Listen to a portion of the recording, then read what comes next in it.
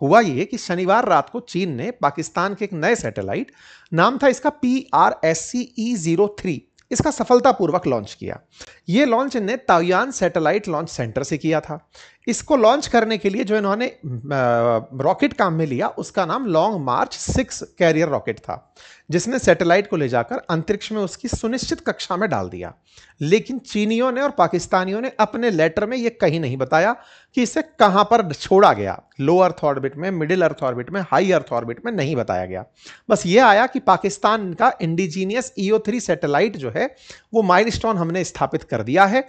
बकायदा पाकिस्तान के द्वारा इसकी तस्वीर लॉन्च की गई। देखिए हमने कितनी बड़ी कामयाबी अर्जित कर ली है। पाकिस्तानी इस बात को बताने से बचते रहे कि यह काम हमने चाइना की मदद से किया है, लेकिन चाइना ने इस बात को ज्यादा देर तक नहीं रखा। उसने थोड़ी ही देर बाद डाल दिया कि यह हमने अपने लॉन्ग मार्च 6 रॉकेट से किया है और हमने इसे सक्सेसफुली लॉन्च करके उसकी प्रीसेट ऑर्बिट में, यानी कि जो पूर्व निर्धारित कक्षा थी, हमने वहां उसे छोड़ दिया है। यह कारनामा इन्होंने ताइवान सैटेलाइट लॉन्च सेंटर से किया। अच्छा, अब ये होता क्या है, आसान भाषा में मैं कई बार पहले भी बता चुका हूं। हम लोग दिवाली के समय जब पटाखे चलाते हैं तो उसमें से एक रॉकेट भी होता है। वो रॉकेट जिसमें आग लगती है तो वो ऊपर की तरफ जाता है। तो समझिए कुछ वैसा ही रॉकेट ये भी है जो इन्होंने चलाया। अब ये जो रॉकेट इन्होंने चलाया ना, ये जिसमें आग लगी और ये उठा, इसके कैप पर एक पेलोड ले जाने का सिस्टम होता है और उस पेलोड में ही सैटेलाइट को रख दिया जाता है।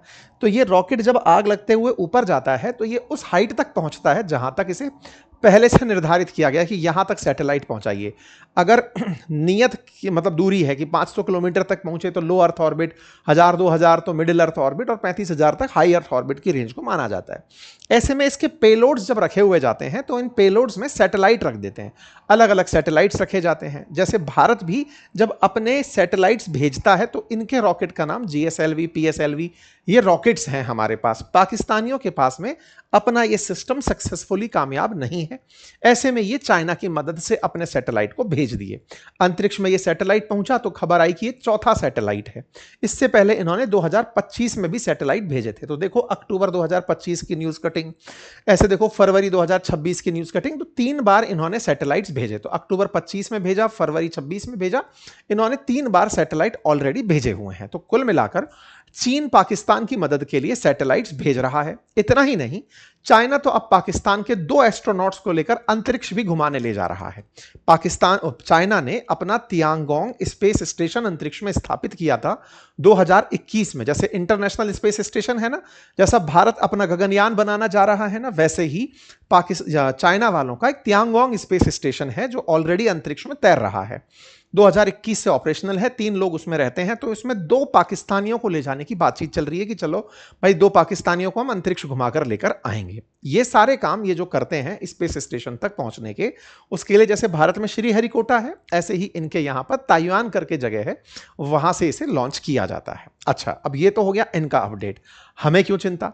हमें चिंता इसलिए, जैसे आप मान लीजिए कि मैं आपके घर के बाहर एक कैमरा लगा दूं, मुझे आपके घर की सारी सूचनाएं मिलने लगे। अब मैं ऐसा कैमरा लगा दूं कि पूरा ड्रोन बनकर वो आपके घर के अंदर तक की तस्वीरें लेता रहे। आप पूरी तरह मॉनिटर होते रहेंगे। अब अगर मुझे ये जानकारी है कि आप मेरे दुश्मन हैं तो मैं आपकी पूरी निगरानी रखना चाहूंगा।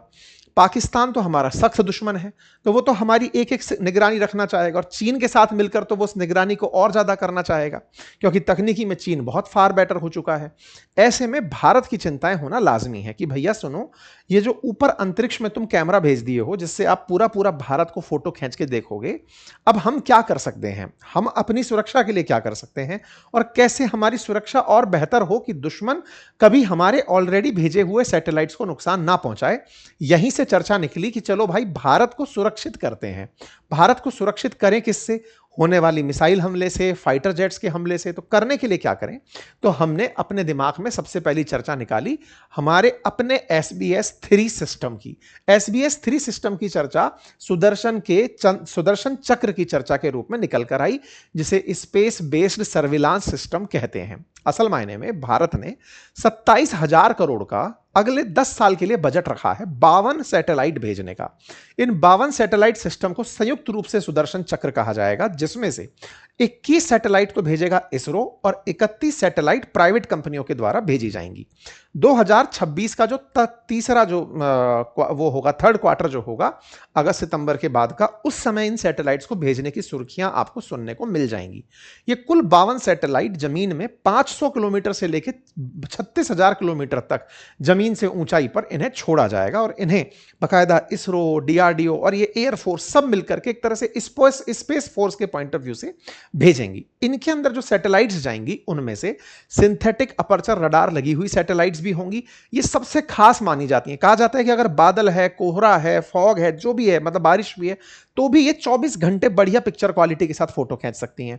एक रखी गई है इलेक्ट्रो ऑप्टिकल उपग्रह, जो कि कैमरों के साथ तो लैस है ही साथ छोटी छोटी वस्तुओं को जैसे टैंक, बंकर, मिसाइल लॉन्चर, इनकी भी हाई डेफिनेशन तस्वीर ले पाते हैं। और तीसरा रखा गया है कम्युनिकेशन और डेटा रिले सैटेलाइट, जिनका काम यह होगा कि ये हैक प्रूफ संचार सुनिश्चित करें। मान लीजिए कि कल को हमारे ही कम्युनिकेशन सिस्टम को किसी ने जैम कर दिया, तो ये उसे रोकते हुए सैटेलाइट कम्युनिकेशन बना रहे, उसको भी हम लोग सैटेलाइट के थ्रू सुनिश्चित करेंगे।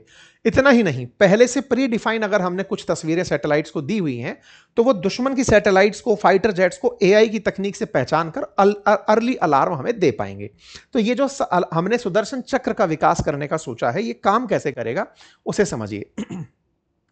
जब सामान्यतः क्या होता है कि जब कोई फाइटर जेट या मिसाइल हमारी अर्थ पर हमला करने, मान लीजिए कि भारत पर हमला करने के लिए दुश्मन के क्षेत्र से चली, तो हमारे देश में लगे हुए जो रडार होते हैं वो रेडियो डिटेक्शन एंड रेंजिंग के थ्रू रेडियो वेव्स भेज करके उन्हें डिटेक्ट करते हैं कि अच्छा ये कोई फ्लाइंग ऑब्जेक्ट है जो हमारे दुश्मन की सीमा से हमारे क्षेत्र में एंट्री कर रहा है। तो वो वहां से तुरंत प्रभाव से सूचना भेजता है उन क्षेत्रों पर जहां पर मिसाइलें तैनात हैं, या फिर एयरफोर्स को कि सुनो वार्निंग है, कोई दुश्मन का ऑब्जेक्ट उड़कर हमारी तरफ आ रहा है। तो तत्काल प्रभाव से फाइटर जेट्स रन करते हैं और उनको निशाना बनाते हैं, या पहले से तैनात जो सैटेलाइट्स हैं, वो मिसाइल्स हैं, वो उनको निशाना बनाती हैं। ये सामान्य सिस्टम होता है। लेकिन आजकल तकनीक ऐसी विकसित होने लगी है कि रडार को लोग जैम कर देते हैं। रडार की जो तकनीक है उसमें जो रेडियो वेव्स आती हैं उनको जैम कर देते हैं, या फिर इस तरह के फाइटर जेट्स यूज करते हैं जिनमें स्टेल्थ टेक्नोलॉजी लगी है, यानी कि वो रेडियो वेव से पकड़ में ही नहीं आते। इन दोनों ही परिस्थितियों से निपटने के लिए अंतरिक्ष के अंदर सैटेलाइट लगाने का प्रावधान हुआ। जैसे अवाक सिस्टम जो अमेरिका लेकर चलता है, जिसको हाल ही में ईरान ने ध्वस्त किया था, वो सिस्टम क्या करता है, आसमान में उड़ते हुए फोटो खींचता है नीचे की, कि ऊपर से देख लूंगा अगर कोई उड़ रहा होगा। यानी कि रडार वो उल्टा चला के चलता है ताकि दुश्मन उसको टारगेट ना बना पाए। सैटेलाइट भी कुछ ऐसा ही सिस्टम है, लेकिन इसमें वो और कई तकनीक का, जिसमें पिक्चर के माध्यम से चीजों को पकड़ने का, सेंसेस करने का प्रयास करेंगे। ये जो बहुत ज्यादा हाई अपर्चर कैमरे लगाए जाएंगे, इनका उद्देश्य यही होगा कि ये दुश्मन की उस मूवमेंट को नजर रख पाएंगे और ये टारगेट नहीं किए जा सकेंगे, क्योंकि बहुत ऊंचाई पर हैं। जैसे अभी ईरान इजराइल वॉर में आपने देखा कि ईरान ने कैसे रडार को निशाना बनाया था, ईरान अमेरिका के। यहां पर जब आप इतने आसमान में 36,000 किलोमीटर तक हो, तो सुरक्षा तुलनात्मक रूप से ज्यादा अच्छे से हो पाती है। ऐसे में जब सुदर्शन चक्र का इस तरह यूज होगा कि वो दुश्मन के आने वाले किसी भी जहाज का, फाइटर जेट का या मिसाइल की सूचना हमें दे पाए, और सैटेलाइट कम्युनिकेशन के थ्रू तत्काल प्रभाव से हमारे S-400 सिस्टम, हमारे आकाश डिफेंस सिस्टम, हमारे ड्रोन्स, हमारी मिसाइल, इनको सूचना भेज पाए कि चलो साहब हमारे ऊपर कोई हमला हुआ है, आपको रिएक्शन देना है।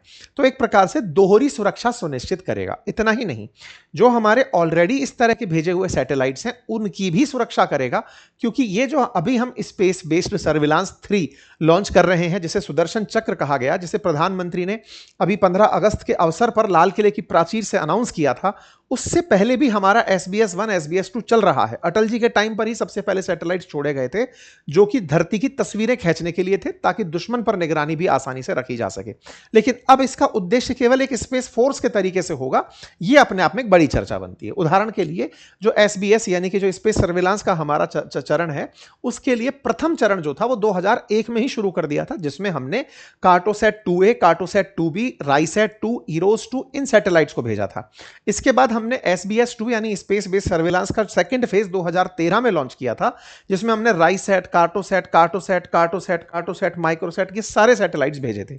मतलब इन सैटेलाइट्स के थ्रू अभी तक हम तस्वीरें तो बढ़िया से ले पाते हैं, लेकिन अभी इनको डिफेंस सिस्टम के साथ कनेक्ट नहीं किया हुआ है, यानी कि दुश्मन के अर्ली वार्निंग के थ्रू ये सीधा मिसाइलें चलवा दें, उस स्थिति तक इन्हें अपडेट नहीं किया गया है। तो अब SBS-3 यानी स्पेस बेस्ड सर्विलांस का जो थर्ड फेज है, जिसे हाल ही में अनाउंस किया गया, वो डिफेंस के पर्सपेक्टिव से किया।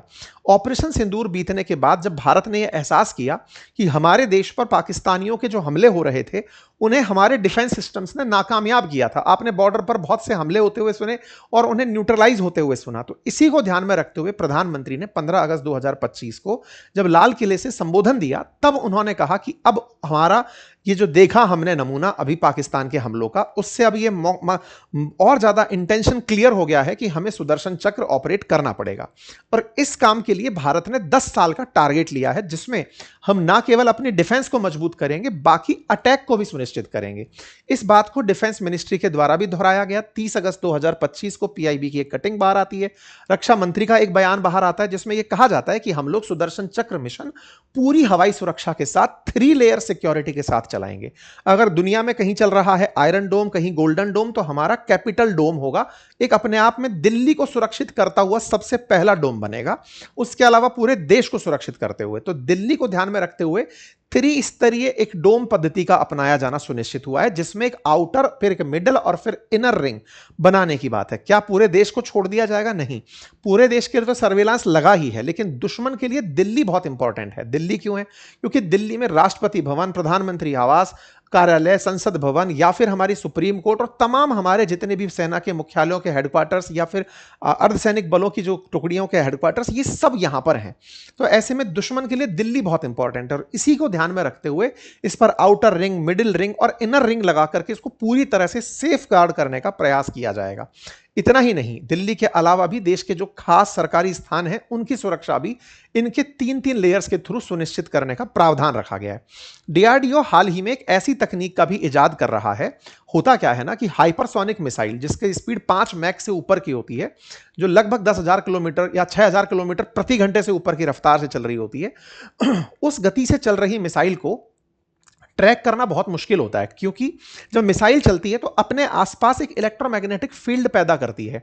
कहा जाता है कि एक प्लाज्मा का फील्ड मैटर जनरेट होता है, जो उस तरफ जा रही रेडिएशंस को भगा देता है। मतलब अत्यधिक तेजी से जाती हुई जो मिसाइल होती है, उसको ट्रैक नहीं करने के कई कारण होते हैं। एक तो गति अपने आप में होती है, और दूसरा क्या होता है, जिन रेडिएशंस को भेजकर आप उसे ट्रैक करना चाहते हैं, वो उसके प्लाज्मा को तोड़ के अंदर नहीं जा पाती।